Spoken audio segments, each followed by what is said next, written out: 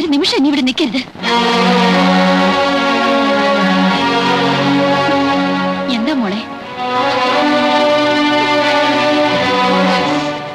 എന്തുണ്ടായി? എന്തുണ്ടായെന്ന് പറയൂ. ഒന്നും ഉണ്ടായില്ല. ദയവേത് ഞങ്ങൾ ഒന്നും ചെയ്യരുത്. കാലി പിടിച്ച് അപേക്ഷിക്കുകയാണ്. ഒന്നിവിടെ ഇറങ്ങി തരുമോ? ഇറങ്ങാം. ഇത് ഇന്നലെ രാത്രി തന്നെ പറയാമായിരുന്നല്ലോ. ഞാൻ അപ്പോഴേ പോയെന്നെ. പോലീസിന് പിടികൊടുക്കാൻ മടിയുണ്ടായിട്ടല്ല. അതിനു മുമ്പ് എന്തുകൊണ്ടോ ഒന്ന് കാണണമെന്ന് തോന്നി.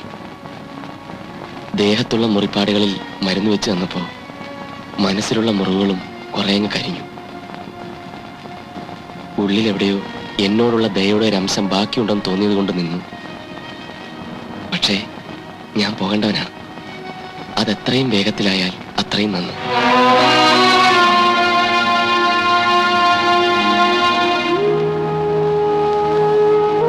ഞാൻ പോട്ടെ മോനെ.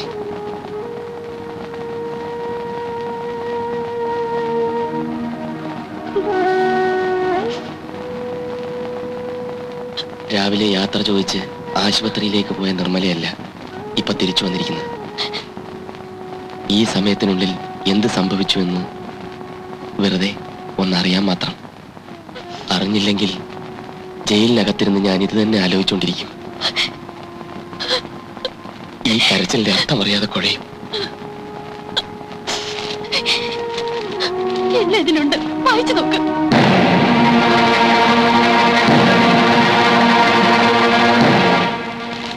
ഇത് നന്നായി. എന്റെ ആത്മകഥ വിശദമായി പത്രത്തിൽ വന്നല്ലോ. എന്നെപ്പറ്റി ഇനി ഒരു സംശയവും ആർക്കും ബാക്കിയുണ്ടാവില്ല. നിർമ്മല കരഞ്ഞതിന്റെയും എന്നെ പേടിച്ചതിന്റെയും കാരണം ഇപ്പൊ വ്യക്തമായി. പെൺകുട്ടികളെ നശിപ്പിച്ചു കൊല്ലുന്ന എന്നെ ആരായാലും ഭയപ്പെടും. 7 വയസ്സ് തൊട്ട് എനിക്ക് അമ്മയില്ലായിരുന്നു. നിർമ്മലയുടെ അമ്മയുമായി ഏതാനും മണിക്കൂറുകളുടെ പരിചയമേ എനിക്കുള്ളൂ. എങ്കിലും ഒരമ്മയുടെ കാരുണ്യം എനിക്ക് കിട്ടി. നിർമ്മലയെ ഇനി എനിക്കൊന്നും ബോധ്യപ്പെടുത്താൻ കഴിയില്ല. പക്ഷെ അമ്മ അറിയണം. അറിയിക്കാതെ ഈ പടി ഇറങ്ങിപ്പോകാൻ എനിക്ക് കഴിയില്ല.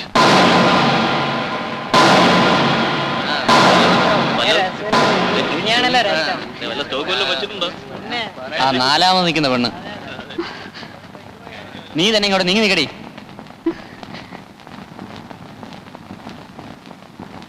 എന്താടി നിന്റെ പേര്? ഗായത്രി. ഏതാ നിന്റെ നാട്? തിരുനക്കര. ഓ, തിരുനക്കര. നമ്മുടെ വഞ്ചി നിന്നുപോയ സ്ഥലം. എന്ത്? വഞ്ചി ഇപ്പോഴും തിരുനക്കര തന്നെ എന്ന് കേട്ടിട്ടില്ലേടേ? അത് ശരിയാ. എന്താടി നിന്റെ തള്ളയുടെ പേര്? ചോദിച്ചത് കേട്ടില്ലേ? പറഞ്ഞു കൊടുത്തേക്ക് മോളെ. ശ്രീദേവി. അമ്മയുടെ പേര് എനിക്ക് ഇഷ്ടപ്പെട്ടു. നിനക്ക് തന്തേണ്ടോടി?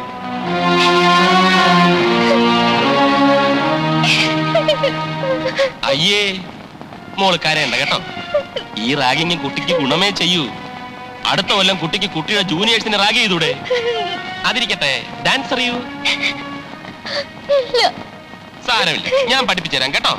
സ്വല്പ ക്ലാസിക്കലാണേ, വളരെ ശ്രദ്ധിച്ചു നോക്കണം. ആ ഒന്ന് മാറിയുന്നേ, ഒന്ന് മാറിയുന്നേ.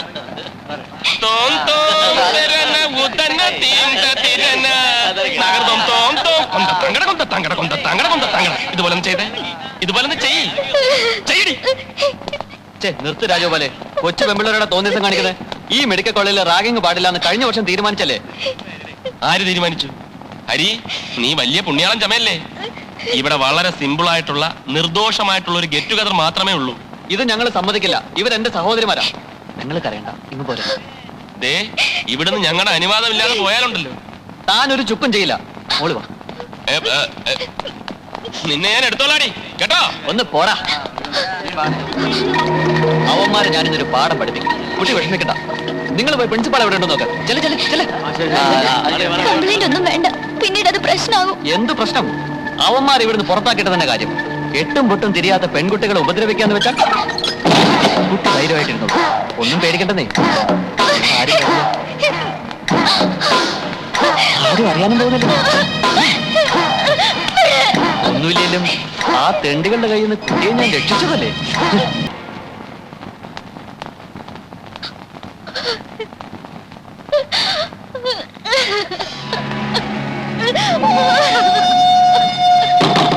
തുറക്കാം.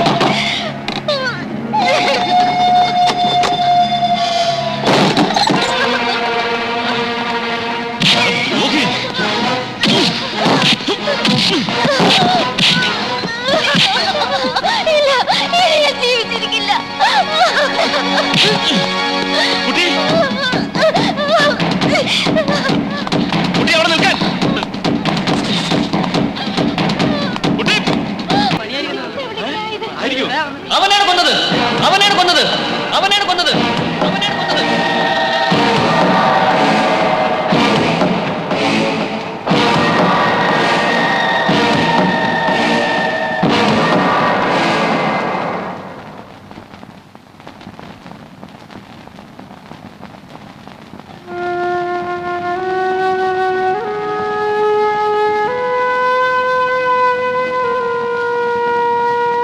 അവന്റെ അച്ഛനിപ്പം മന്ത്രിയാ.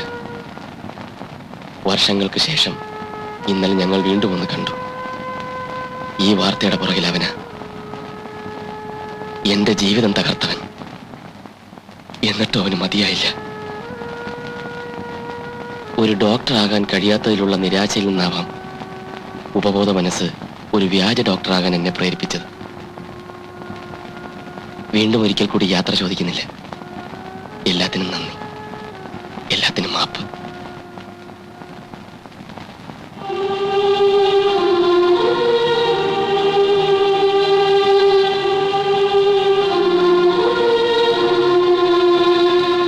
എന്റെ മോള് ഭാഗ്യവതിയാ. താലി കെട്ടി പോരുന്നെങ്കിൽ ഇപ്പൊ വേറെ താലി അന്വേഷിക്കേണ്ടി വന്നേനെ. ചിലര് പറയുന്നത് ഇവൻ വീരപ്പന്റെ സംഘത്തിൽപ്പെട്ടവനാണെന്നാണ്. എന്തായാലും സത്യമംഗലം കാട്ടിലേക്കും പോലീസ് പോയിട്ടുണ്ട്. വീരപ്പന്റെ കൈകൊണ്ട് ചാവാനായിരിക്കും.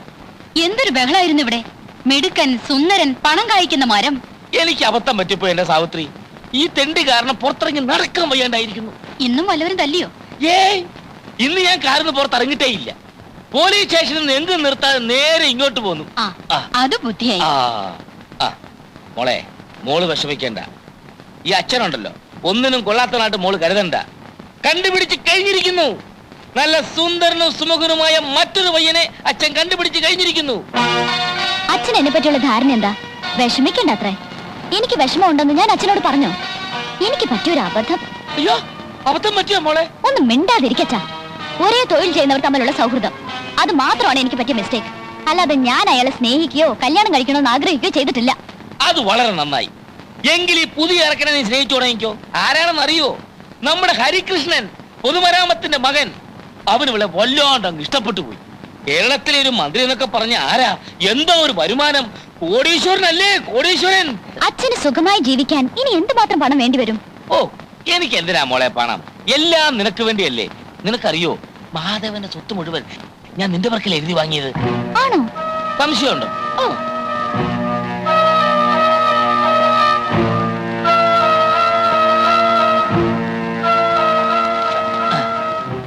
ദേ നോക്ക്, എനിക്ക് പണം വേണമെന്നുണ്ടെങ്കിൽ ഇത് എന്റെ പേർക്കല്ലേ ഞാൻ എഴുതി വാങ്ങിക്കൂ. ദയവേട്ടൻ ഇതൊക്കെ എന്റെ പേർക്ക് എഴുതി വെക്കാൻ കാരണം? അവൻ എങ്ങനെ തോന്നി എഴുതി. അല്ലല്ലോ, അവനെന്തിനാ മോളെ സ്വത്ത്? ഒറ്റ തടിയല്ലേ. ശരിയാ, ഞാൻ ഒറ്റത്തടിയാ. നിങ്ങളൊക്കെ ഇരട്ടത്തടി. നന്ദിനി ഇരട്ടത്തടി, അമ്മായി ഇരട്ടത്തടി, അമ്മാവനും ഇരട്ടത്തടി. മഹാദേവൻ ഒന്ന് പോയെ, ഞങ്ങൾ ഇവിടെ പ്രധാനപ്പെട്ട ഒരു കാര്യം ചർച്ച ചെയ്തോണ്ടിരിക്കുക. അതെ, ദേവേട്ടൻ ഒപ്പിട്ട പ്രമാണമാണ് ചർച്ചാ വിഷയം. ഓഹോ. കുഴപ്പമില്ല അച്ഛാ, ഈ വിഷയം ഇപ്പൊ തന്നെ അങ്ങ് അവസാനിപ്പിച്ചേക്കാം. എന്താ നന്ദിനി നീ കാണിച്ചത്? കൈ കിട്ടിയത് മുഴുവൻ കളഞ്ഞില്ലേ? ഇനിയിപ്പോ ആശുപത്രിയും വീടും മറ്റു സ്വത്തുക്കളും എല്ലാം പിന്നെ എന്റെ തലയിലായില്ലേ? നിന്റെ അഹങ്കാരം അവസാനിപ്പിക്കും. സാരമില്ല അമ്മാവ, അമ്മാവനുടൻ വേറൊരു പ്രമാണം റെഡിയാക്കിക്കോ. സ്വത്ത് ഞാൻ അമ്മാവന്റെ പേർക്ക് എഴുതാം. ഓ, എനിക്ക് എന്തിനാ മോനെ സ്വത്ത്? അമ്മായിടെ പേർക്ക് എഴുതിക്കോ. എന്നിട്ട് അമ്മായിയെ എനിക്ക് കെട്ടിച്ചു തരാനായിരിക്കും. അങ്ങനെ പറഞ്ഞാണല്ലോ സ്വത്ത് നന്ദിനിയുടെ പേർക്ക് എഴുതിയത്. അമ്മാവന് സിനിമയിൽ അഭിനയിച്ചൂടെ? ഇത്രയും കഴിവുകളുള്ള ഒരു നടൻ ഇന്ന് ഇന്ത്യയിലില്ല. ഭരത് അവാർഡ് കിട്ടും. കള്ളൻ, കോട്ട് കള്ളൻ. മഹാദേവ, മിണ്ടിപ്പോകരുത്. നന്ദിനിയുടെ സ്നേഹത്തിന് വില പറയാൻ ഇയാൾക്കെന്താ അധികാരം? നന്ദിനി എനിക്ക് ഇഷ്ടമാണ്, പക്ഷെ അവൾക്ക് എന്നെ ഇഷ്ടമുണ്ടെങ്കിലേ ഞാൻ അവളെ കല്യാണം കഴിക്കൂ. അതിന്റെ ഇടയിൽ കയറി വന്ന് കുത്തിത്തിരിപ്പ് ഉണ്ടാക്കിയാലുണ്ടല്ലോ, താ റോട്ട് കിടക്കും.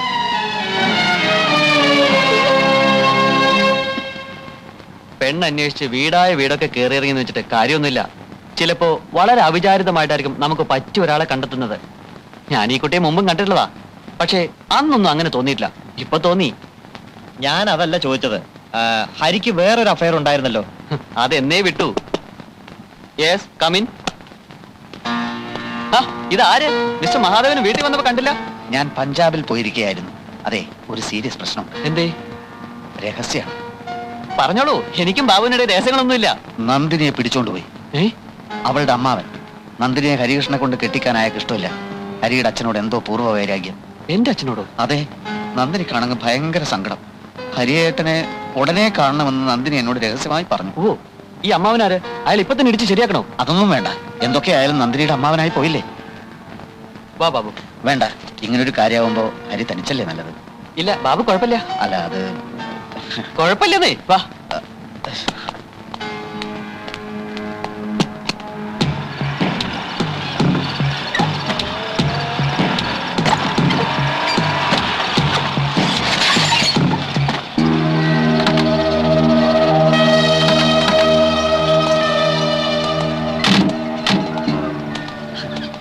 ഇവിടുന്ന് അങ്ങോട്ട് ഭയങ്കര കുണ്ടുകുഴിയാണ്, കാറ് പോവില്ല. നിങ്ങൾ ഇവിടെ നിന്നോളൂ, ഇല്ലെങ്കിൽ തിരിച്ചു വരുമ്പോഴേക്ക് കാർ ഇവിടെ കാണില്ല. ഭയങ്കര കള്ളന്മാരുടെ സ്ഥലമാണ്. ആണോ? അതെ. എന്നാ ബാബു ഇവിടെ നിന്നോളൂ, ഞങ്ങൾ പോയിട്ട് പെട്ടെന്ന് വരാം. വാ, വാ. സൂക്ഷിച്ച്. ഇല്ല, കുഴപ്പമില്ല. വരൂ.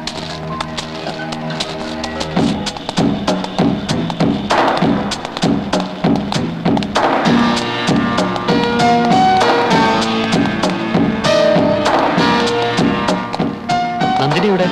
ഇവിടെ ഉണ്ട്, വരൂ.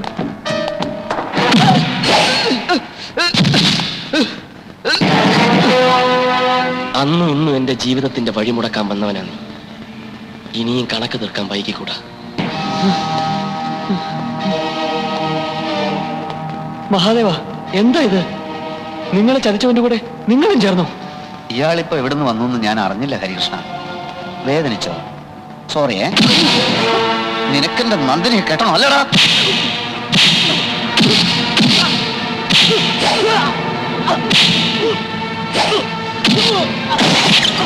ബാബു!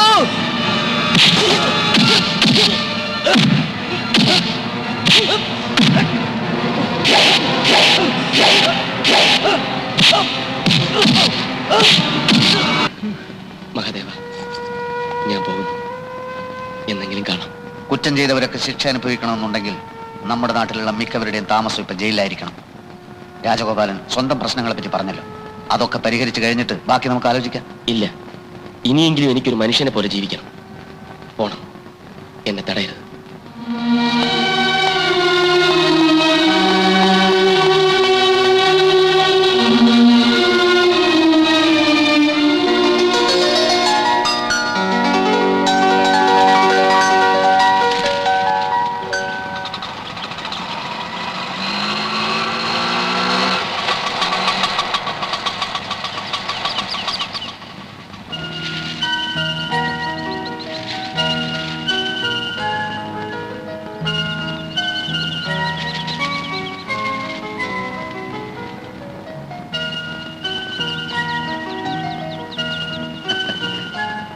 പേടിക്കണ്ട, കയറി വരാം. സ്റ്റാഫൊക്കെ മിക്കവാറും പുതിയ ആൾക്കാരാ, രോഗികളും.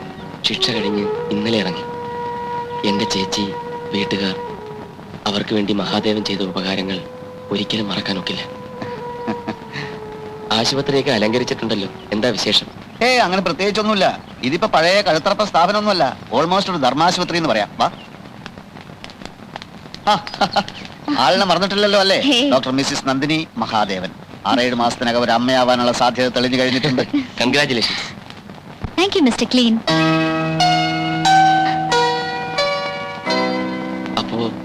അപ്പോ ഞാൻ അയച്ച കത്ത് നിർമ്മലയ്ക്ക് കിട്ടിയല്ലേ? പക്ഷെ നിർമ്മലയുടെ വിവാഹമാണെന്ന് ഇവിടെ വെച്ച്. അതിന്റെ അലങ്കാരമാണിതൊക്കെ.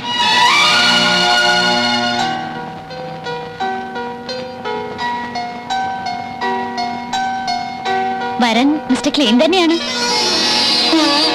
അത്ര പെട്ടെന്ന് സസ്പെൻസ് പൊളിക്കണമായിരുന്നു. ഈ ആശുപത്രിയിൽ വെച്ച് നിങ്ങൾ തമ്മിൽ കണ്ടുമുട്ടി, പരിചയപ്പെട്ടു, അടുത്തു, വഴക്കടിച്ചു, തെറ്റിപ്പിരിഞ്ഞു. ഇതേ സ്ഥലത്ത് വെച്ച് തന്നെ ആവട്ടെ നിങ്ങളുടെ കൂടിച്ചേരലും എന്ന് ഞങ്ങൾ അങ്ങ് തീരുമാനിച്ചു. പേടിക്കണ്ട.